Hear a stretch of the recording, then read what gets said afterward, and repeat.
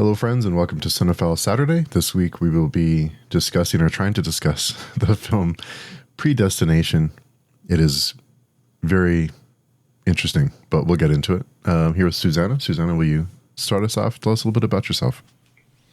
Hello, my name is Susana. I am the author of Timelessness, and I run the YouTube channel Den of the Weird. Yes. So this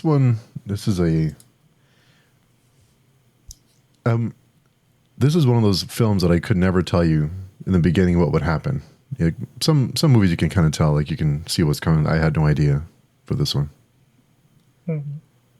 Yeah, I went in just thinking, okay, it's time travel, and of course I love time travel, so I had to watch it. And I was not expecting all the twists and turns. I mean, the last twist I was expecting, but up until then, the thing that I remember the most is the bit about the chicken and the egg, which I thought it was the best answer to that riddle, and I still use it at parties. But Nice. Nice. So you saw that he was there, that he/she was the fizzle bomber. Yes, after we realized that the bartender was the future version of she. I figure, well, it's going to be the same character. It has to be, because this is all about the same character. And it would be the only way to explain the bartender interest in going back to the past, deliver the baby, etc., etc. So, it made sense. I mean, I don't think it would have worked otherwise, if they introduced another character. There was no one else. There was the handler. What was his name? Robertson. Yeah, and that was it. So it had to be the same character. Yeah, I love time travel. I think a lot of the times it can be used. You can explain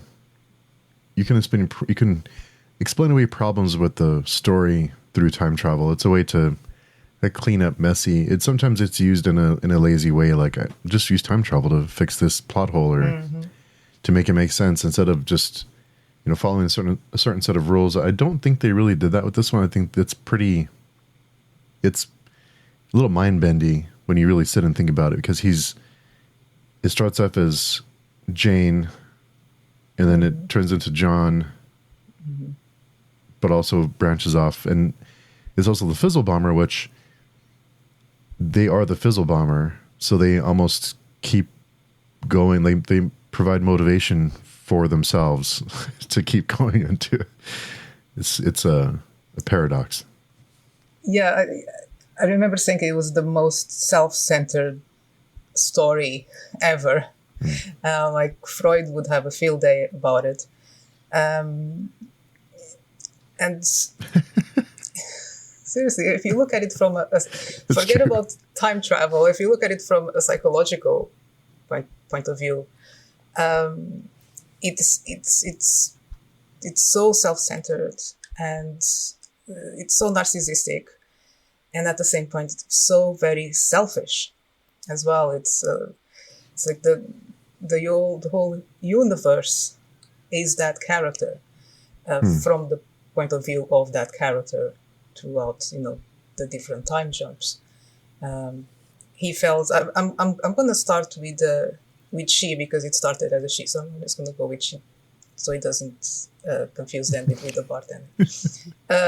She fell in love basically with herself, and I didn't buy that then when she's John, that she doesn't recognize herself in the mirror and is like, oh, you kind of remind me of that the guy I fell in love with, but never mind that. I remember thinking that at the time, just no. She fell in love, and even knowing how much she suffered being abandoned and losing the child and having to go through the sex change for no reason, by the way, just because, she was left barren, didn't mean that they have to turn into a man just because she had the bits. Anyway, let's not go there either. Even knowing how much she was going to suffer, she still did it again. So, yeah, horrible when you think about it. So I did. So now that you mention it, was the sex change because she goes from Jane to John, and she wakes up and it's like, oh, by the way, you have a baby and you're also a man now. Was that Right. all? Was that all orchestrated by the company to make this loop happen? Because it seems like they had a hand. And I wondered if it was just the time period that they just made the decision for her, or is it something that the company did to make sure that this loop continued? The impression I got was that, yes, it was orchestrated because she had applied to the company to be like a companion secretary thing. I thought it was a bit weird. And she was declined for no reason. And then the whole thing happened. And I mean, again, I don't buy that just because the C-section or whatever went wrong and they had to remove the uterus, then that was the solution. Oh, by the way, because you have both sets of... how would that work? Anyway, I think it was orchestrated because there's a point where Robinson says something like that he's the perfect agent because he's outside time. Because basically the bartender, I'm going to call him that, he gave birth to himself. And that's what makes him the best agent because he can go back and forth. He's only limited or anchored to himself.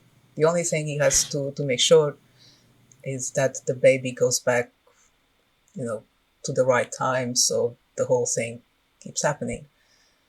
Now, they do mention other agents, and I was left wondering if there was more versions of Janes and Johns and out there, or if there were more cases like him. I don't know, but maybe you had to be part of or to have the ability to create the paradox in order to be a good agent. No. Interesting. There must be, right? There must, because I think he mentions that there's a few other agents. There's not many, but when we found out that he's the fizzle bomber at the end, and there's two of them, then it would make sense that there's several versions of them.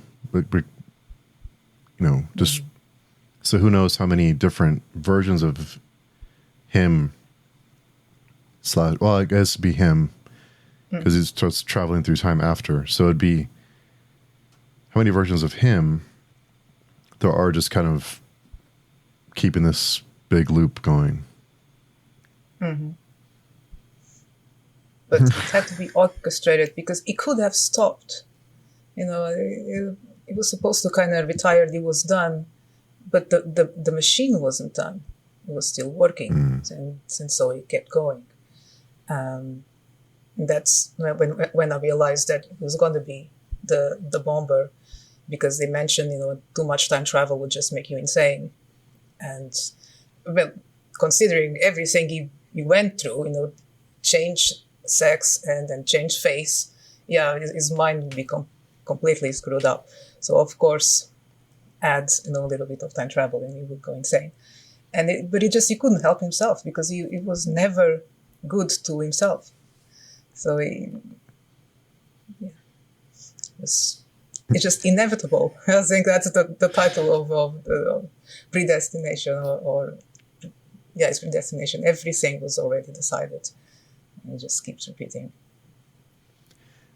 I think the creepiest part for me is when, like you mentioned, when John finds Jane and falls in love with her, and knowing that that's him or it, whatever, and that just that's really weird. Like a different, like it's you, but on a couple of rewatches, I wondered if he was so affected by the change that when he saw himself as a woman, he had this affection for, I guess, those the feeling that it gave him, and that made him feel like he was back to that time again. Not necessarily that it was himself or herself or whatever. I wondered if he was in love with, he fell in love with the idea of being that again when he went back. I don't know. Yeah, it makes sense. It makes it a little bit more human. Because, yeah, to me, it was accepting that, how can you do that to yourself more than how can you fall in love with yourself? That's understandable. I guess that's why all the narcissism. But maybe there was something there, just seeing the person he used to be, and just, or maybe just trying to make sure that the younger self fell in love, because otherwise that wouldn't happen. It's really, really self-centered. But I enjoyed the dialogues. Once you kind of understand, you kind of suspect that the bartender is yet another reiteration in the. It was so well written, so clever. Mm-hmm. Just you start reading between the lines, and you say, okay, where this is going, why. But the whole thing of giving birth to yourself, I think Dark did it better. But I guess they did it first. Yeah, I agree with that. Yeah. Yeah, that is, that's another thing I wondered. Okay, so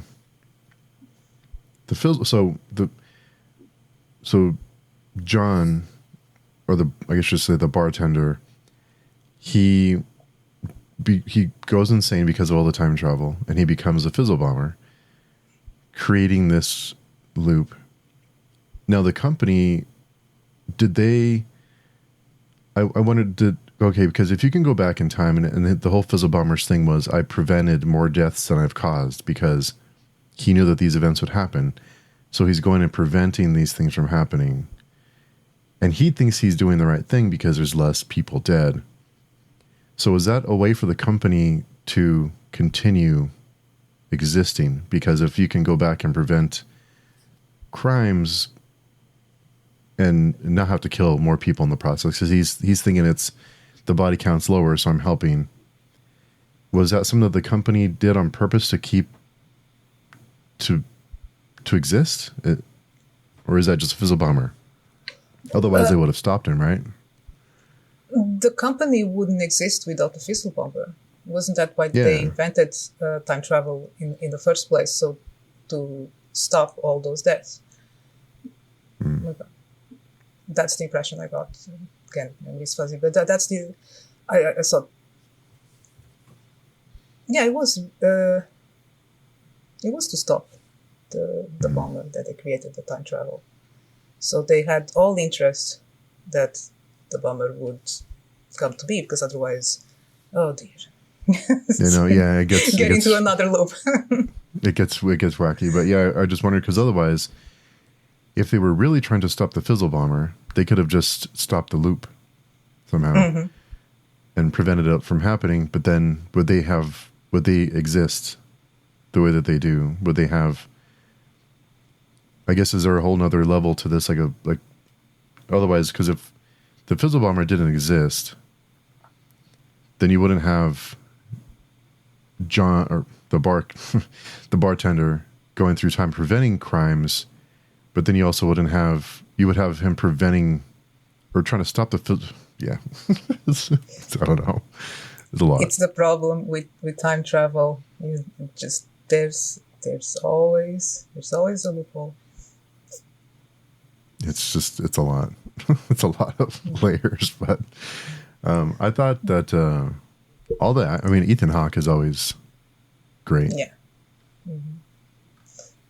Yeah, but as loopholes go, I mean, they explore it to the maximum. I mean, I think that I try to imagine whoever came up with this idea was like, okay, so there's always a loophole when you write something about time travel. So let's really go into the hole and see. That's how convoluted it can get. Because it goes back and forth so much. And it was necessary. I mean, there was only a few key points, but yeah, I remember being confused. Yeah. At some point, I wonder too. At some point before he goes insane, does the bartender know that he is? I don't know. Yeah, because I just wonder what the motivation is for the bartender before he goes insane to keep this loop going, knowing that, like, when he goes back, when he takes John back to kill himself, and he finds Jane back in the 50s or 60s. 60s. What's the bartender's motivation there? Is it just because he thinks he has to keep the loop going because he knows that that's him? Yeah, well, the motivation, I think, is to exist, is to survive. If he doesn't do that, he ceases to exist. Oh, yeah, it's true. Yeah. And not to make things even cloudier, but I wondered so every time this loop occurs, it has to be perfect. Like everything, unless everything is fate, unless it's going to happen this way. I wondered if, like, the whole butterfly effect, if he dropped off the baby at a different time of day, even a minute later or sooner, would that have changed the course of the loop? So, but I get the impression that certain things are meant to happen, so you can't. So yeah, it can get messy when you deal with so many different loops going through time. It can get funky. But I don't remember any attempt to change the loop, not just prevent it, but just change it slightly. No, he kept doing, exactly what he had done already. So, and the only time that he had the option to change things, not killing the bomber or whatever, he still couldn't help himself. Yeah. Yeah. So even him killing himself as a fizzle bomber keeps the loop going. So every decision he makes is just the loop. So imagine now from the perspective of the bomber, knowing that is going to be killed, but he's still trying to explain. So was he really insane by that point, or that was him at his sanest, or maybe he kind of had to become this monster to try and convince his younger self to kill, to really see how bad it would get, to kind of convince him to change things. I don't know.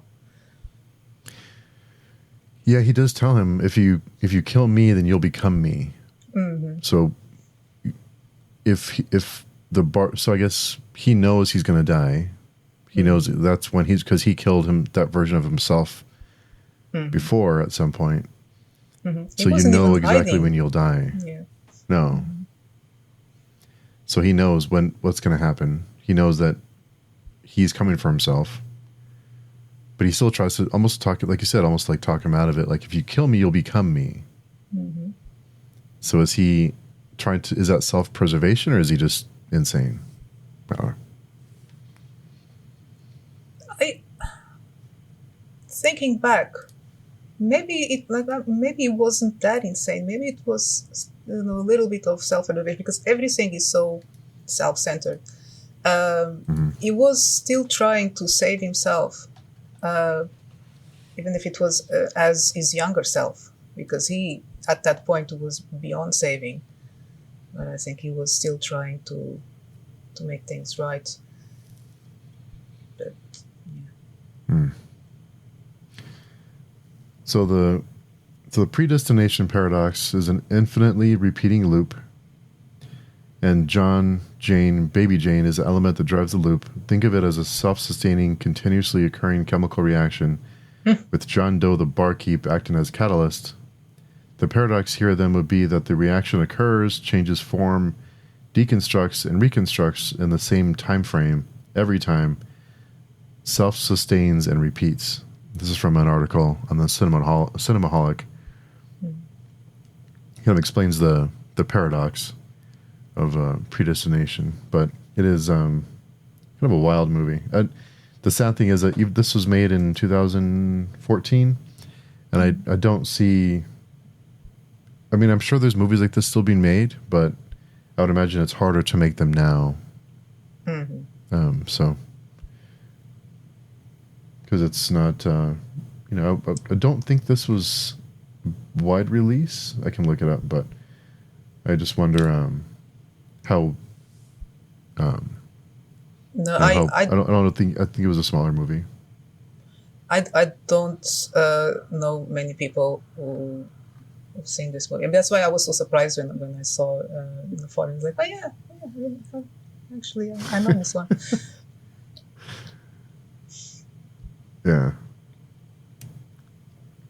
but it's one of those that you watch and you'll remember because it's just so you never forget. Wild. It's so different. No. It's so unusual, and I was thinking about it because again, time travel. It's kind of my thing, but I thought about it a lot over the years. Just the whole paradox, and like I said, I bring the chicken and the egg joke constantly at parties, and again because no one watched the movie, and it's always fun.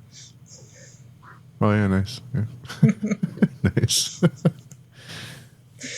Yeah, I think Sarah Snook is really great in this one too. Both Sarah Snook and Ethan Hawke are both really good. Mm-hmm. The emotional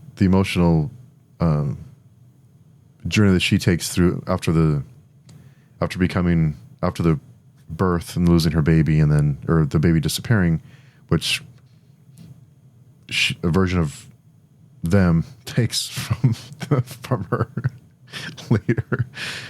Anyway, I think she did a really great job. Just feeling that waking up and becoming a man, and then you just having to deal with all these other surgeries and operations, and then having to change your voice and to adapt after this change that you had no say in. Yeah, no complaints about the acting at all, I think. I mean, I still don't buy the whole sex change or the reasons behind it, but I think they picked the right actors and they got it across in the most believable way possible. We get to see the transition, we get to understand, at least from a psychological point of view, we get to understand it quite well. Yeah, I think the other side of the creepy part when John goes and falls in love with Jane doesn't recognize him either. Or I guess it's her, but well, but she wouldn't, right? But later on, again, wouldn't you look in the mirror and I don't know that was kind of hard to believe, but I guess it's been a few years and a few fantasies. I don't know. It's still.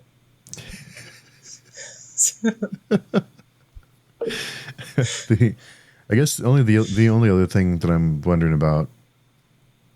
So if John and Jane created baby Jane, then wouldn't Jane have seen the scarring on John? Unless, no, I guess, they were kind dark. of. It was dark and it was in a car or a park or something. Yeah, clothes on. Yeah. For most part, yeah. At least as far as we know. Yeah, I guess. Yeah, I guess it was in the car. So yeah, I guess that makes sense. But yeah. Still. Yeah, I guess. Yeah, it can get pretty wild, but I don't know. It's one of those that it's just a fun, especially if you love time travel. It's one of those.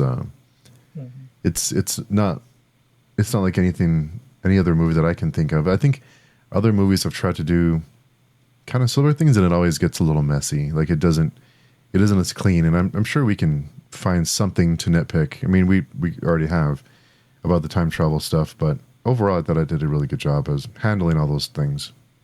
Mm-hmm. No, absolutely.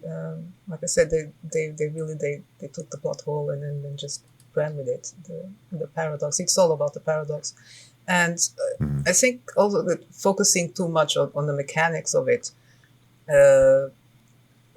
it diminished the movie. I think the point was psychological, was very, very centered in that character, the aspects of the character, the masculine, feminine, the rational and the emotional, the evolution, so to speak. So this paradox, is it fate? Does it, because you don't get the impression that it isn't choice. It's just, so is part of the movie about just that we don't have any agency. We're just along for the ride, or because it doesn't seem like there's a choice. It doesn't seem like they're like the bartender or John or Jane are ever really given a choice. They're just kind of on this track that takes them around and around. It doesn't seem like or maybe they never realized they had a choice. Yeah. I think the only time that there was a choice was the bartender when he had a choice to kill himself or not. I think there was a choice there. Everything else, it was just being manipulated. Things was just happening, forced upon, either by the company or by himself. And yeah, it does says a lot. I mean, do we really have a choice? Especially when it's ourselves deciding, because we always think that we are in control, but how many times we kind of set our minds, I'm going to do this is how it's going to happen, or this is what I'm going to say, and then comes the moment and you just do and say something completely different, and you just go, what the F did this happen? I had it all planned out. Yeah. Maybe there's something there. Yeah, maybe. This big cycle that just continues to happen over and over again. I guess you could think of it as a identity, because he changes identity a few times. Yeah, I don't know. It's wild. I think it's a fun time travel story. Minimal cast. Yeah. I bet it was quite low budget as well. Just good acting, a good idea, and it just, I don't know, is there a book about it or something? It is based on I believe a short story. I just read it a second ago. A short story? It's based on the 1959 short story "All You Zombies" by Robert Heinlein. Huh. So it's I will add that. It's a short story. I think that it. It might be so massive. So it's a science fiction short. Yeah, All You Zombies. It was written in one day, and first published in 1959 in an issue of the magazine of fantasy and science fiction. The story involves a number of paradoxes caused by time travel, and it was nominated for the Balrog Award in 1980. It further develops themes by the author in his previous work. So, the unusual title of the story, which includes both the quotation marks, is a quotation from a sentence near the end of the story. The quotation is taken from the middle of the sentence. Yeah, so it's chronicles a young man revealed later to be intersex, taken back in time and tricked into impregnating his younger female self. Before he's forced to undergo a sexual reassignment surgery, he turns out to be the offspring of that union, with the paradoxical result that he is his own mother and father, As the story unfolds, all the major characters are revealed to be the same person at different stages of their life. So it sounds close. I think there's a few differences. Of course, I'm sure they had to change a few things to adapt it, but yeah, it looks, just browsing through the summary, it looks pretty close to the movie. Written in one day. That's why I'm still there. Okay, I'll add it to my list. Maybe there's some answers there. Yeah, I'm up to. Fun fact. It was published in 1959 in an issue of the magazine of fantasy and science fiction after being rejected by Playboy. So that's kind of funny. Okay. You submitted it there first. Why would it? Okay, now I really need to read it because I'm just curious. Yeah, that's kind of funny. Its international box office was $5 million, and I'm trying to find the budget, but it didn't make but it doesn't seem like a really wide release either. So,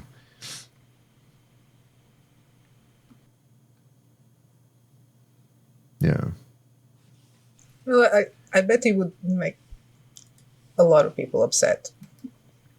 Between those who would not get what the hell was going on for most of the movie. And I don't think it would be released today. No, I don't think so. He's getting angry.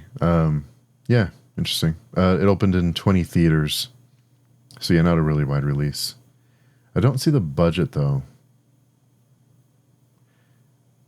It only made $68,000 in the States, and the rest of it is international. Interesting. Yeah. So there's horses outside. The dogs are going crazy. Yeah. Anything else you could think of with this one? Who would you recommend this to? Anyone who loves time travel. I think it's a good one for that. Or anyone who loves psychological conundrums. It's just trying to figure it out, the psyche. It's really good. Yeah, I agree. I think it's, especially if you love time travel, it's definitely one to check out. It's a good mind-bending movies. It's one to definitely give a peek to if you haven't already. Hopefully anybody listening to this has seen it, because otherwise we just spoiled everything for you. Hopefully. Yeah, it's the thing with these conversations. We always spoil it. So. Yeah. You kind of have to, though. You kind of have to spoil it with this one, because you can't really explain it without spoiling it. Yeah. It's a ride.